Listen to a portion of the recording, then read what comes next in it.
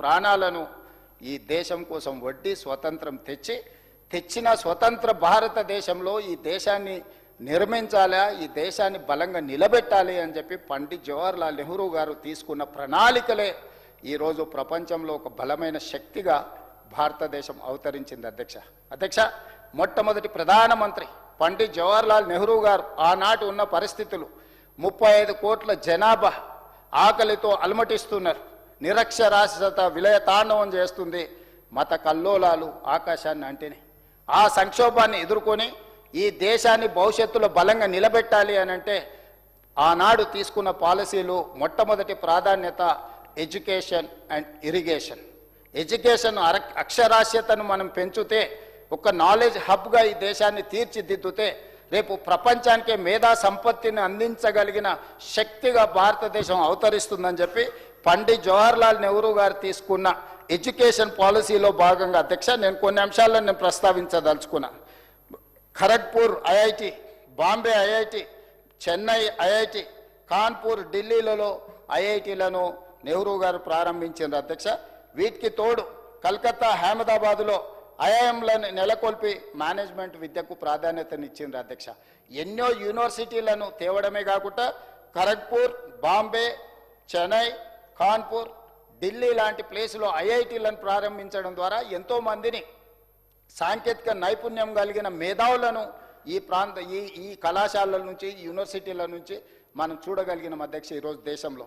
అదేవిధంగా ఐఐఎంలకు సంబంధించి కూడా మనకు కలకత్తా, అహ్మదాబాద్లో ప్రారంభించి వాటికి ఒక బలమైన పునాది వేసి ఒక నాలెడ్జ్ హబ్గా ప్రతి పేదవాడికి విద్యను అందించాలన్న లక్ష్యంతో ఈరోజు భారతదేశంలో ఏ ప్రాంతానికి వెళ్ళినా, తండాలలో, గూడాలలో, మారుమూల పల్లెల్లోకి వెళ్తే కూడా పాఠశాలల నుంచి, ప్రాథమిక విద్య నుంచి ఉన్నత విద్య వరకు ఈరోజు విద్యా వ్యవస్థ భారతదేశం మొత్తం అందించగలిగినామంటే ఆనాడు పండిట్ జవహర్లాల్ నెహ్రూ గారు విద్య ప్రణాళిక ఈరోజు భారతదేశంలో ఒక నాలెడ్జ్ హబ్గా మారింది.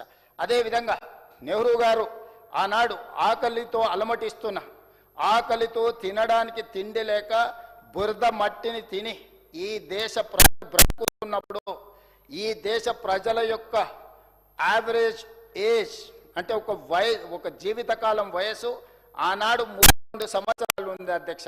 అంటే ఈ దేశంలో పుట్టినవాడు యావరేజ్ వాళ్ళ లైఫ్ స్పాన్ అనేది 32 సంవత్సరాలు ఉండే. అట్లాంటి పరిస్థితి నుంచి జవహర్లాల్ నెహ్రూ గారు కట్టిన ప్రాజెక్టులను ఈరోజు మనం గుర్తు చేసుకోవాల్సిన అవసరం ఉంది.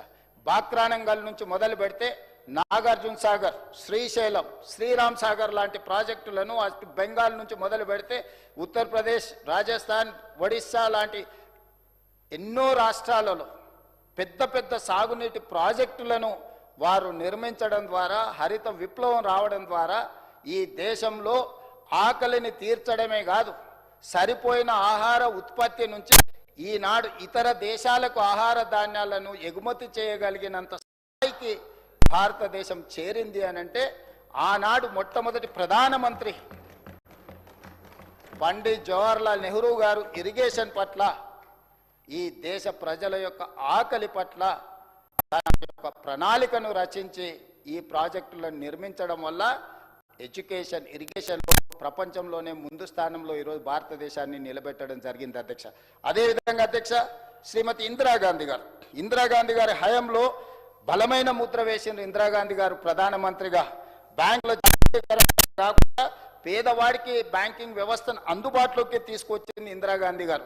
గరీబీ హటావో నినాదం, రేషన్ సబ్సిడీ, ఎంఎస్పి, 20 సూత్రాల పథకాలు, రాజభరణాల రద్దు, ఇలా చెప్పుకుంటూ వెళ్తే ఇందిరాగాంధీ గారి చరిత్రలో ఎన్నో మైలురాళ్ళు దళితుల కోసం, గిరిజనుల కోసం, పేదవాడి కోసం, మైనారిటీల కోసం తీసుకున్న విప్లవాత్మకమైన నిర్ణయాలు ఈరోజు భారతదేశంలో దళితులు, గిరిజనులు, ఆదివాసీలు ఈరోజు తలెత్తుకొని నిలబడే స్థాయికి వాళ్ళు వచ్చిండ్రు.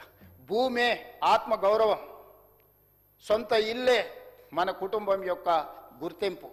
అలాంటి పేదవాడి గుడిసె నుంచి, తాటాకుల నుంచి సొంత ఇంటికి ఇల్లు ఇవ్వడమే కాదు, ఏమీ లేని పేదవాడికి ఇంటి పట్టాలను ఇచ్చి, ఇందిరమ్మ ఇండ్లను ఇచ్చి, అదేవిధంగా పేదవాడికి అసైన్మెంట్ పేర్ల మీద అగ్రికల్చర్ సీలింగ్ యాక్ట్ తీసుకొచ్చి జమీందారులు, జాగీర్దారులు, భూస్వాములు, దొరల దగ్గర వేలాది లక్షలాది ఎకరాల భూములు ఉంటే ఆ భూములను శ్రీమతి ఇందిరాగాంధీ గారు ప్రభుత్వం స్వాధీనం చేసుకొని ఈరోజు ప్రతి గ్రామంలో, మీరు ఏ గ్రామానికైనా వెళ్ళండి అధ్యక్ష, ఈ శాసనసభలో నాకు తెలిసి 90% దళితులు, గిరిజనులు ఎవరైతే శాసనసభ్యులు ఉన్నారో వాళ్ళ తాతలకో, వాళ్ళ ముత్తాతలకో, వాళ్ళ తండ్రులకో ఇందిరమ్మ ఇచ్చిన అసైన్మెంట్ భూములకు యజమానులుగా మార్చి ఆత్మ గౌరవంతో బ్రతకడానికి ఈరోజు పేదవాడికి భూమి ఇచ్చింది అని అంటే ఈరోజు ఇందిరాగాంధీ గారు ఆనాడు తీసుకున్న సాహసోపేతమైన నిర్ణయం అధ్యక్ష.